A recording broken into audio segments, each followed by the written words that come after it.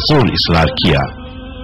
इससे कबल भी आपने कई मर्तबा इस किस्म की दरखास्त की थी, मगर वो हर मर्तबा कुछ तामुल कर जाते थे। लेकिन इस मर्तबा ज्यादा इसरार पर वो इस्तिखारा करने पर रजामंद हो गए। चुनांचे एक रात सैयद साहब ने आपके वालिद साहब के हक में इस्तिखारा फरमाया और सुबह को आपके वालिद साहब उनकी खिदमत में हाजिर हुए तो फरमाने लगे कि रात को इस्तिखारा करने के बाद मैंने आपके बारे में जो कुछ देखा है उसमें से मुझे और तो कुछ याद नहीं रहा, सिर्फ इस कदर याद है कि किसी ने लाहौर नूर के अल्फाज कई बार मेरे गोश गुजार किए। फकीर साहब के वालिद बुजुर्गवार ये अल्फाज सुनकर फौरन इसका मतलब समझ गए कि लाहौर नूर का इशारा नूर मोहम्मद की तरफ है, जो इस वक्त लाहौर में ज़ेर तालीम है। फकीर साहब को कॉलेज तक पहुंचने और फिर कॉलेज छोड़कर तारिकुल दुनिया होने और दुर्विशी इख्तियार करने तक जिन ज़हनी कैफियत और खारिजा मसाइल हालात और कशमकश से गुजरना पड़ा वो इंतहाई सबक आमोज और दिलचस्प है। बचपन से जब आपने कुछ होश संभाला तो एक अजीब कल्बी और दिमागी कैफियत से दो चार हुए। वक्तन फवक्तन आपको अपने अंदर एक गैर मखलूक नूरी बिजली की लहर महसूस हुई थी, जो आपके दिलो दिमाग में एक रूहानी इनकलाब बर्पा कर देती थी।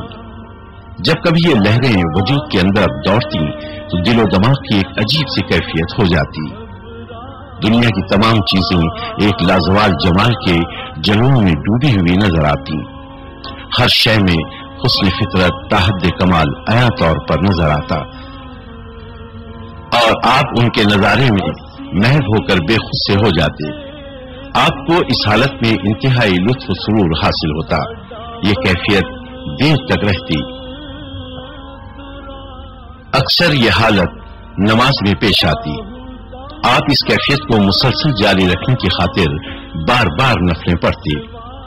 कुछ अरसे ये आलम रहा, लेकिन बाद में शिद्दत इख्तियार करता गया। चुनाचे इस कैफियत के साथ साथ एक गुना रिक्कत और गिरिया भी तारी हो जाता और आंखों से बेइख्तियार आंसू जारी हो जाते।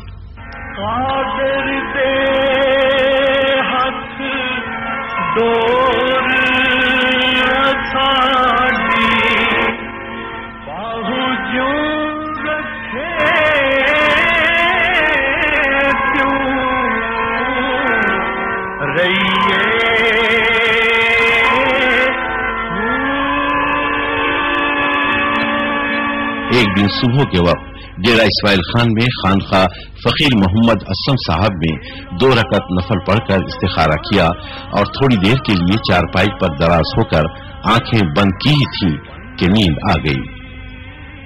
तो क्या देखते हैं कि आप हजरत सुल्तानुल आरिफीन सुल्तान बाहू रहमतुल्लाह अलैह के मज़ार पुरअनवार के दरवाजे पर खड़े हैं।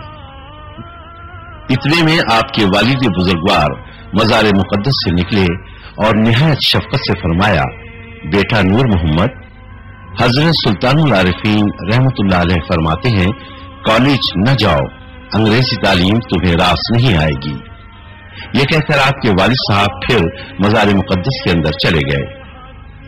फकीर साहब की आंख खुल गई, उलझन और बढ़ गई। इस ख्वाब के बावजूद कॉलेज जाने का इश्तियाक कम न हुआ। आपके दिल में मजीद तालीम हासिल करने का जज्बा मौजूद था। जवानी की उमंगें और शबाब के वलवले थे।